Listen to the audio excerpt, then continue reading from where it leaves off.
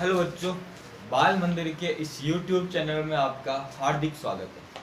बच्चों, हम लोग बात कर रहे थे क्लास 10th में प्रकाश के बारे में, लाइट के बारे में, जिसमें परावर्तन हम कंप्लीट कर चुके हैं, रिफ्लेक्शन ऑफ लाइट। आज हम बात करेंगे अपवर्तन, प्रकाश का अपवर्तन। ये प्रकाश का दूसरा प्रभाव है बच्चों।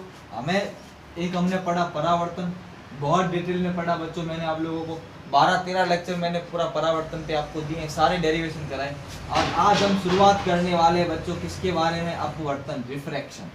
अब अपवर्तन में क्या होता है बच्चों, ध्यान रखना। इसमें क्या होता है, प्रकाश किरण एक माध्यम से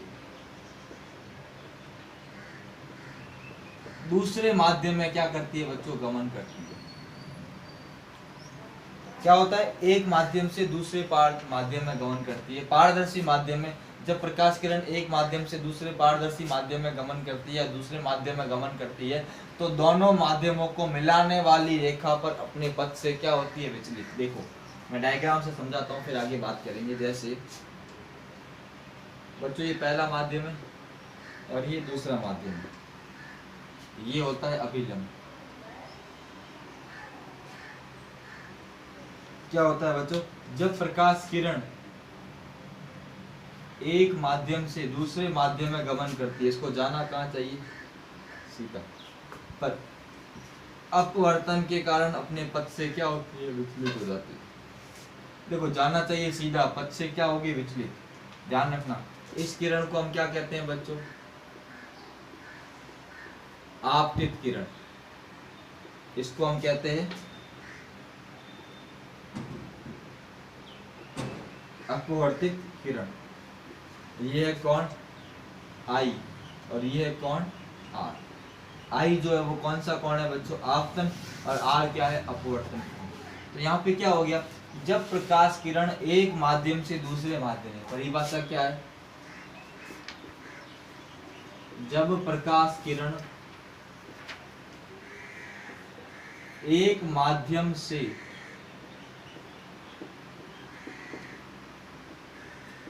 दूसरे माध्यम में गमन करती है, एक माध्यम से दूसरे माध्यम में गमन करती है, तब वह दोनों माध्यमों को मिलाने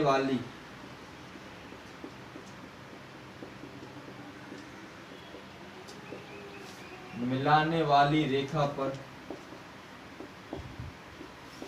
अपने पथ से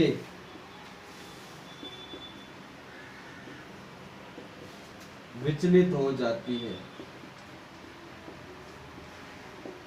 अपने पथ से विचलित हो जाती है। इस घटना को प्रकाश का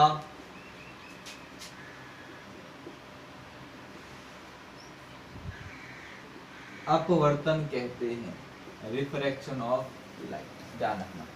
तो क्या हो रहा है बच्चों? प्रकाश किरण दोनों माध्यमों को मिलाने वाली रेखा पर अपने पथ से क्या हो जाती है बच्चों? विचलित हो जाती है। इस घटना को बच्चों हम क्या कहते हैं? प्रकाश का अपवर्तन। क्या कहते हैं बच्चों? प्रकाश का अपवर्तन कहते हैं। ध्यान रखना। तो बच्चों समझना प्रकाश का अपवर्तन। अब इसके बारे में हम और चर्चा करेंगे, अभी आप खाली इतना ध्यान रखें।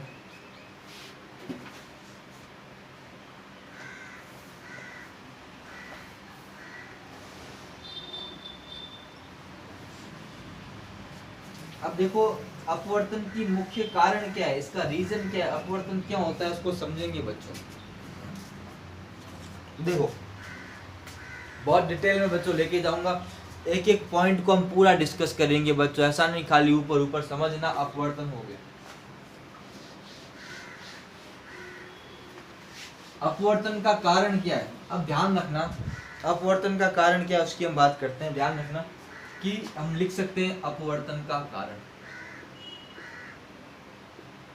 क्या होता है बच्चों? अलग अलग माध्यम में प्रकाश का वेग क्या होता है? अलग अलग होता है। अलग अलग माध्यमों में प्रकाश का वेग क्या होता है बच्चों? अलग अलग होता है। जब प्रकाश किरण एक से दूसरे माध्यम में जाती है, तो प्रकाश के वेग में परिवर्तन के कारण क्या होता है? अपवर्तन होता है। तो ध्यान रखना बच्चों, क्या लिखेंगे? अलग अलग माध्यमों में अलग अलग माध्यमों में प्रकाश का वेग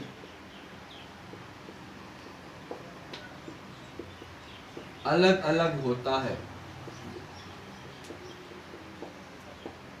जब प्रकाश किरण एक माध्यम से दूसरे माध्यम में प्रवेश करती है,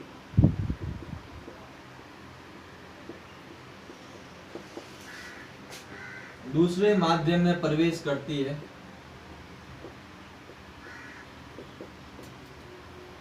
एक माध्यम से दूसरे माध्यम में प्रवेश करती है,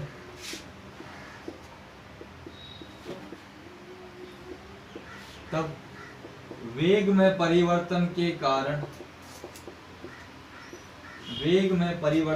कारण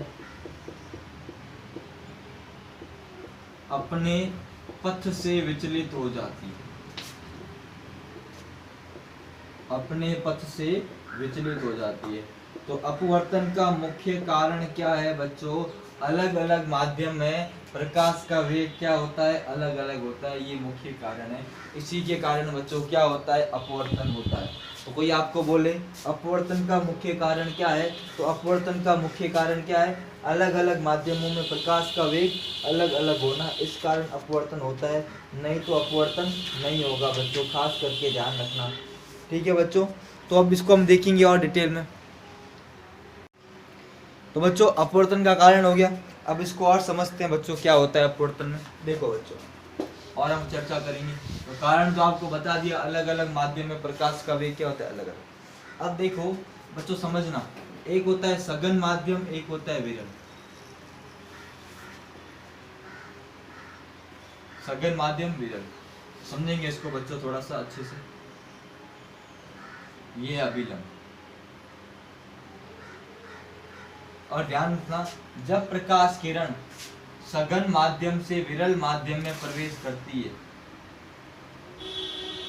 तो ध्यान रखना बच्चों अभिलंब से क्या हट जाती है? परे हट जाती है। ये कोण आई और ये कोण आ। ध्यान रखना, जब प्रकाश किरण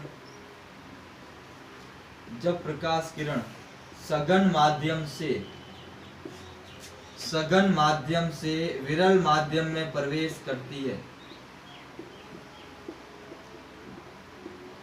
विरल माध्यम में प्रवेश करती है,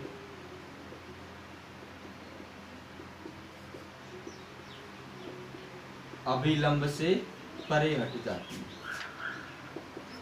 अभिलंब से परे हट जाती है। बच्चों ध्यान रखना, क्या हो गया बच्चों? यह किरण कैसी किरण है बच्चों? आपतित किरण। और यह किरण कैसी है बच्चों? अपवर्तित किरण। और यह कौन है? आपतन कोण, और यह अपवर्तन। इस केस में आई हमेशा आर से क्या होगा? छोटा। तो ध्यान रखना, जब प्रकाश किरण सघन माध्यम से विरल माध्यम में प्रवेश कर रही है, अभिलंब से क्या हट जाती है बच्चों? परे हट जाती है। दूसरा देखो बच्चों,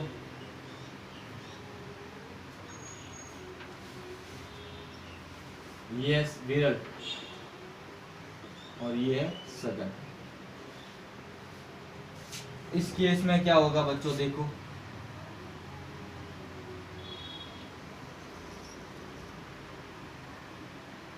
ये आई और ये आर। इसमें क्या हो गया? जब प्रकाश किरण, क्या लिखेंगे? जब प्रकाश किरण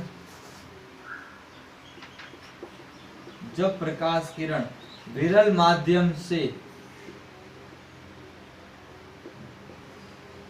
माध्यम से सघन माध्यम में प्रवेश करती है, सघन माध्यम में प्रवेश करती है, तब वह अभिलंब की ओर झुक जाती है।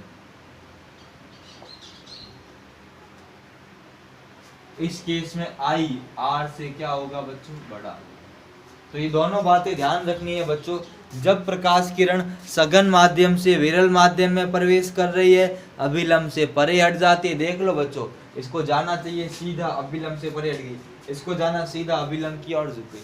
तो दोनों बातें, यहाँ आई आर से छोटा, यहाँ आई आर से क्या होगा, बड़ा। आई क्या है बच्चों, आई है आपतन कोण। आई कैसा कोण है बच्चों, आपतन कोण। और आर, आर कैसा कोण है बच्चों, अपवर्तन कोण। कैसा कोण बच्चों, अपवर्तन कोण। तो ये कंसेप्ट क्लियर है बच्चों, नोट कर लो इसको अच्छे से, स्क्रीनशॉट ले लो बच्चों, पॉज करके अच्छे से आप स्क्रीनशॉट ले लो, फिर मैं आगे बात करता हूँ अच्छे से।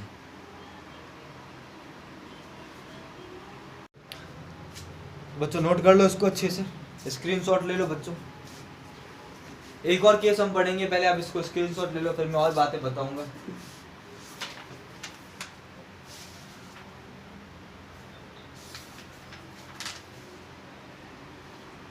हम बहुत सारी बातें बच्चों करेंगे इसमें, बहुत सारी चीजें हम पढ़ने वाली, पूर्ण आंतरिक परावर्तन, वायुमंडलीय अपवर्तन, छोटी छोटी बातें मैं बच्चों बहुत डिटेल में बताऊंगा, एक एक चीज।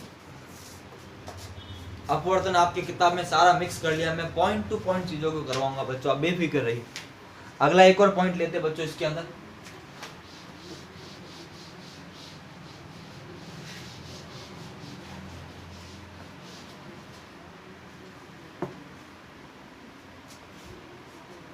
ये माध्यम फर्स्ट, सघन या विरल कुछ भी ले लो, सघन विरल कुछ भी ले लो। तीसरा केस है ये अभिलंब। अगर प्रकाश किरण अभिलंबवत एक माध्यम से दूसरे माध्यम में जाती है तो बिना विचलित हुए सीधी निकल जाती है। ध्यान रखना, यदि प्रकाश किरण अभिलंबवत एक माध्यम से दूसरे माध्यम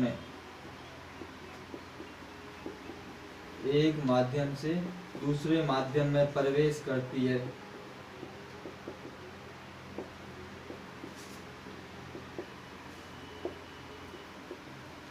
तब वह बिना विचलित हुए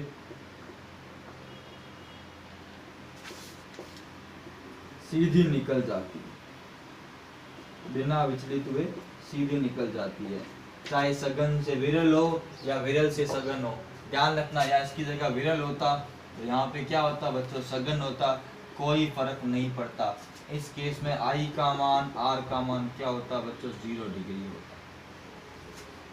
90 नहीं होगा, 0 होगा, क्योंकि आपतन कोण और अभिलंब के बीच दोनों मिक्स हो गए, तो आई का मान भी क्या होगा, 0, आर का मान भी बच्चों क्या होगा, 0 होगा। ध्यान रखना, यहाँ पे ये बात ध्यान रखनी है बच्चों, ठीक है बच्चों, अच्छे से नोट कर लो उसको, फिर आगे और हम बात करते हैं, अच्छे से और बातें हम लोग करेंगे, आपको बताऊंगा बच्चों।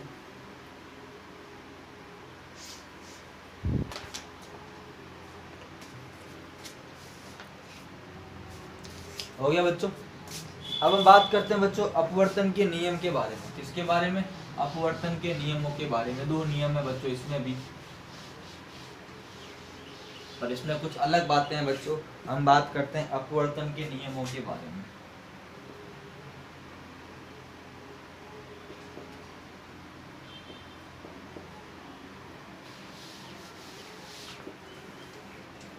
क्या है बच्चों, ये माध्यम 1 है, ये माध्यम 2 है, दोनों को अलग करने वाली रेखा, और ये बच्चों क्या है, अभिलंब। इसको नाम दे देता हूँ बच्चों,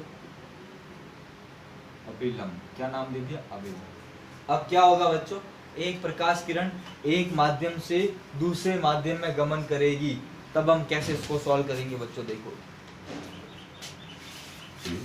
ये प्रकाश किरण एक दूसरे में चली गई, इसको हम बोलेंगे आपतित किरण, इसको हम बोलेंगे बच्चों अपवर्तित किरण।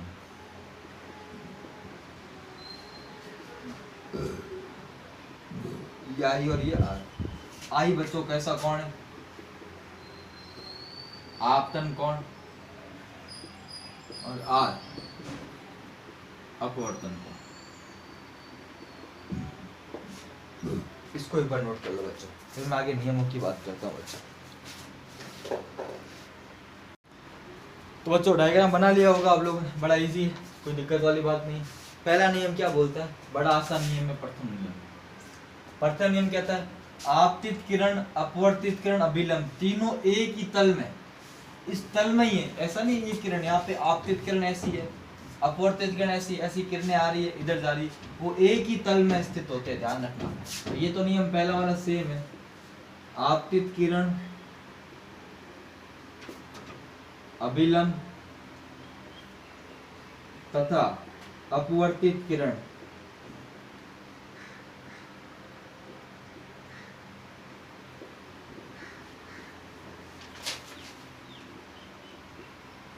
एक ही तल में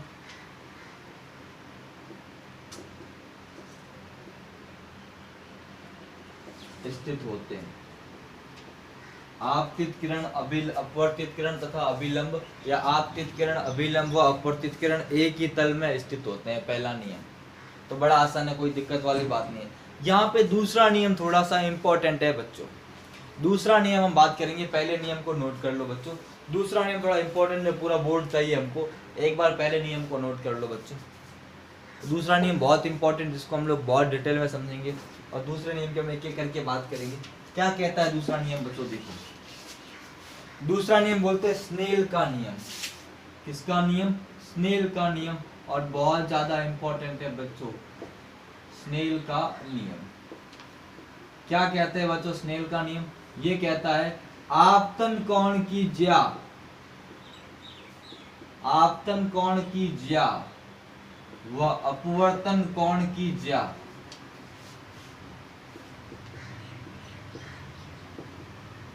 ज्या का अनुपात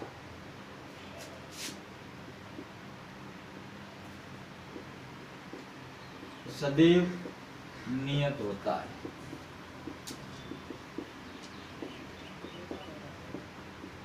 दो माध्यमों के लिए, इस लाइन को ध्यान रखना ब्रैकेट के अंदर, दो माध्यमों के लिए। ज्या का मतलब होता है बच्चों साइन। इस ज्या का मतलब क्या होता है? इस ज्या का मतलब होता है साइन। तो क्या हो गया? आपतन कोण की ज्या साइन आई बटा अपवर्तन कोण की ज्या साइन आर हमेशा क्या होगा? नियतांक। क्या होगा? नियतांक होगा बच्चों। अब कैसे सॉल्व करेंगे इसको समझो, इस नियम को पूरा समझते हैं। क्या करते हैं बच्चों? देखो, मैंने आपतन कोण का मान रखा I1, अपवर्तन का R1। आपतन कोण, अब देखो हम इधर मैं यहाँ लिख देता हूँ, आपतन कोण का मान I1, अपवर्तन का R1, आपतन का I2, अपवर्तन का R2। जब I का मान चेंज करूंगा R का मान चेंज होगा। आपतन कोण का मान I3, अपवर्तन का R3, आपतन कोण का मान I4, अपवर्तन का R4। अब क्या बोल रहा है? साइन I1 बटा साइन R1 बराबर साइन I2 बटा साइन R2 बराबर साइन I3 बटा साइन R3 बराबर साइन I4 बटा साइन R4। मतलब इन दोनों माध्यमों के लिए हम कोई भी अपवर्तन कोण ले, कोई भी आपतन कोण ले, तो उनका एक जोड़ा होगा ना, उसका अनुपात सदैव क्या होता है? नियत होता है। क्या होता है बच्चों? सदैव नियत होता है। और ध्यान रखना, यह अनुपात किसके बराबर होता है? यह होता है μ/1। क्या होता है बच्चों? μ/1। μ/1 को क्या बोलते हैं? माध्यम 2 का माध्यम 1 के सापेक्ष अपवर्तनांक। इसको हम बोलेंगे क्या? इसको बोलेंगे बच्चों, ये म्यू होता है, लैटिन वर्ड है। माध्यम 2 का माध्यम 1 के सापेक्ष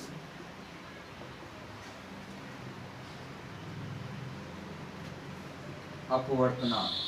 और यही अपना स्नेल का नियम है, ध्यान रखना। इस पे हम बहुत सारी चर्चा करने वाले हैं। ठीक है बच्चों, स्नेल का नियम, आपतन कोण की ज्या व अपवर्तन कोण की ज्या का अनुपात सदैव क्या होता है? निश्चित होता है। और यह अनुपात उनके अपवर्तनांक, एक नियत राशि होती है अपवर्तनांक, उसके क्या होता है? बराबर होता है। क्या होता है? बराबर होता है, ध्यान रखो।